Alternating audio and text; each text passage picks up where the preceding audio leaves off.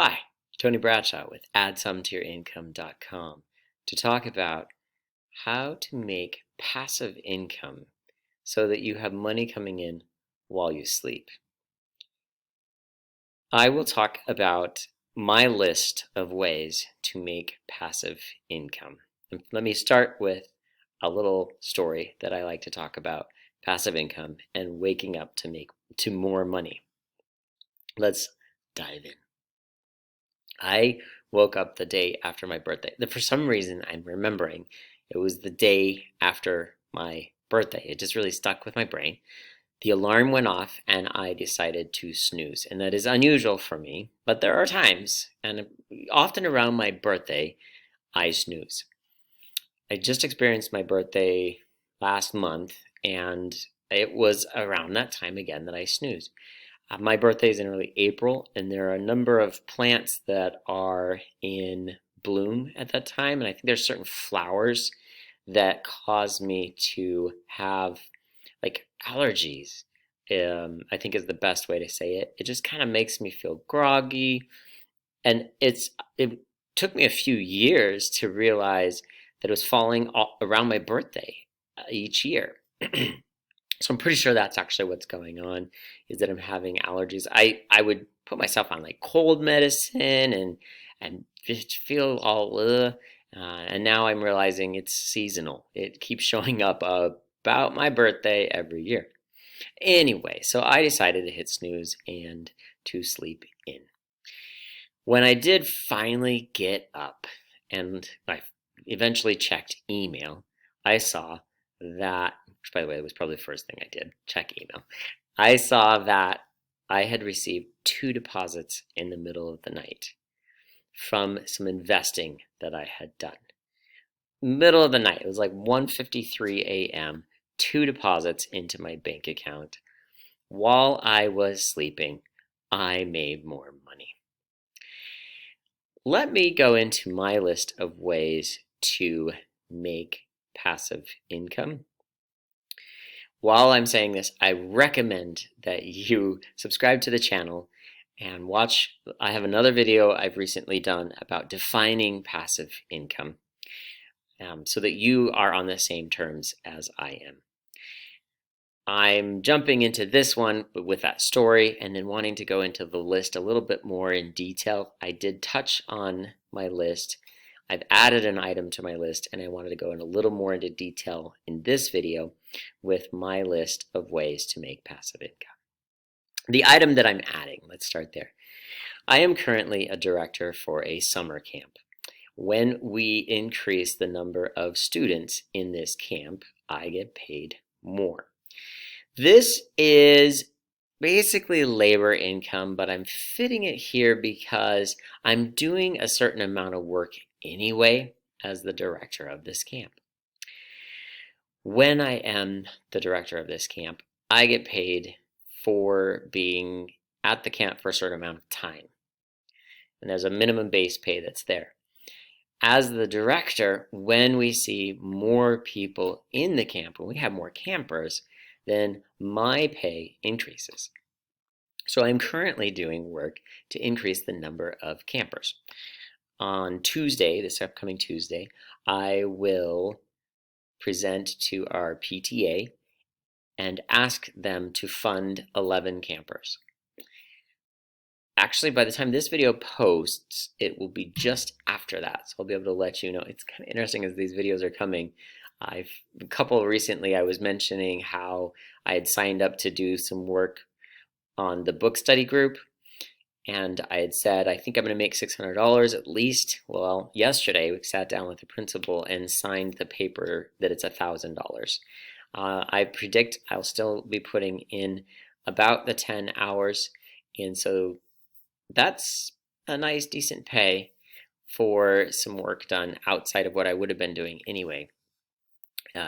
It may be quite a bit more than 10 hours. I'm on a tangent. Back to the camp information. So as the director of the camp, I'm going to present to the PTA and ask for funding to help get 11 more campers into camp based on their financial need, and with the hope that I'm I'm getting in contact with the PTA right after their biggest fundraiser, and that they will say yes. I also sat down this week with the assistant superintendent and asked him, who do I talk to about putting together scholarships from the district level to support students attending this camp? It's a science, technology, engineering, mathematics camp, so STEM. And when I sat down with him, he's like, how about, like, he surprised me because he didn't just say inside the district. He's like, how about the Rotary Club? They like to support stuff like that. They used to give us third graders dictionaries, and they don't really do that anymore because people don't need an actual physical dictionary anymore because you can just look it up online. And he named other ones like the Elks and what other animal is there? Lions. The lions here. The lions, the elks, the mooses, mice. Anyway, so he lists a few of those. He also mentioned there's a Nampa there's a children's foundation that does it. So he's naming these places that I can contact and ask that they would support this particular camp. When I see an increase in funding, I'm able to get more students to attend the camp. I don't really do any more work than I would already be doing, but the amount of money that I make increases. And so I start to see it as passive income instead of just labor income. It's a kind of gray area on the particular definitions, and you can hold me to it by watching that other video and seeing the definition and be like, yeah, Mr. Bradshaw, it's a little more like labor income. So it will really become passive once it's actually established and starts to become routine, which we do have one organization that supports this because it's a STEM camp. That's Micron, which is in our area. And that each year we see that grant come in, and it's kind of starting to become passive. I still do my work and get the students connected with the scholarship funds. I also have parents contacting me months before it's available. And so it's starting to become passive. It just starts to flow, which is exciting. All right, my list, even further. So that's one item on the list, is finding ways that you'll see more money without really doing more of the work in the time or more time. Increasing passive income by having real estate. When you own real estate, or you own the promissory notes that's attached to real estate, or you are an angel investor into real estate, again, it's just being that person who has a piece of property that you're seeing grow over time. You wake up the next morning, you look at the market, you see this piece of dirt is now worth more money. When you invest in things like stocks, real estate, really businesses, you run the risk that you could have it decrease as well. When I'm looking at investing and I'm using my investing funds to increase any type of income, I earmark funds that if we lost all of it and it went to zero, we'd still be able to eat at night. We'd still have a roof over our heads. That, for me, has helped me be comfortable with taking the risks that I have.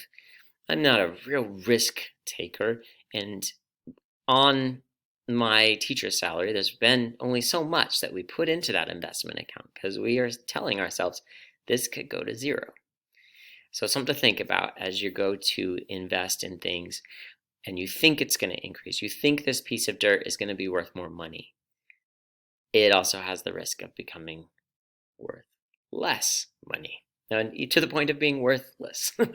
Anyway, I mentioned, and the next thing I really love is having the interest that I'm earning on promissory notes, where I'm loaning the money and I'm earning the interest. That was what showed up the morning after my birthday. I have a title held in long-term escrow that people are paying me on a promissory note. When they're done paying me, it frees up the title from the long-term escrow. The long-term escrow company, for whatever reason, when they make that payment come through, my bank processes it in the middle of the night. And that's when it hits my bank account. And I wake up and I find out I have more money. The next thing on the list, I believe this is my fourth thing now, are royalties. Royalties for the things that you create to sell. You create music, you get it into an album, you get it to the market, people stay up late at night, they fall in love with your music, they buy it, you wake up the next morning and you have more money in your bank account from royalties. This applies to music, this applies to prints of artwork, this applies to books that are being sold. When you're becoming successful, when you finally get to that point, when you have worked, as I like to say with the passive income, you're getting paid at harvest. So you have done all of that, and now it is hard. It is that time of year, and you finally see that money, and you wake up from your sleep, and the money has come to you because of what you did in all the other seasons of your life to get you to that point, which is just a great feeling. My fifth thing that you can invest in that will get you passive income is a small business. So last week, I went to a barber shop for the first time, and they did a great job. I'm very happy with how much they taught me. Just to give you a small heads up, I'm probably going to start having a different look with my hair. So watch for that, see how it goes. It'll kind of be fun to see my videos from before and after. Probably in a month when we wrap up school and then I'm ready, I'm going to do something different. That small business, they have a mural on the wall, and their investor, who is 50-50 ownership, he brought in the money. The other one brought in the expertise of being a barber. The one with the expertise of being a barber was the one cutting my hair. The one who is the other owner wasn't even in the building, and he brought in the money. He doesn't cut hair, but he helps run books and deals with, all the other paperwork and such, right? So he brings in the money. He's at home somewhere while the business is making the money, and he's seeing some passive income. It's very likely he could have been taking a nap while the other business owner is cutting the hair. All right, so small business, big business as well, even in the form of stocks, ends out my list. I like to say that stocks are ways to be able to invest in whatever it is you know to invest in.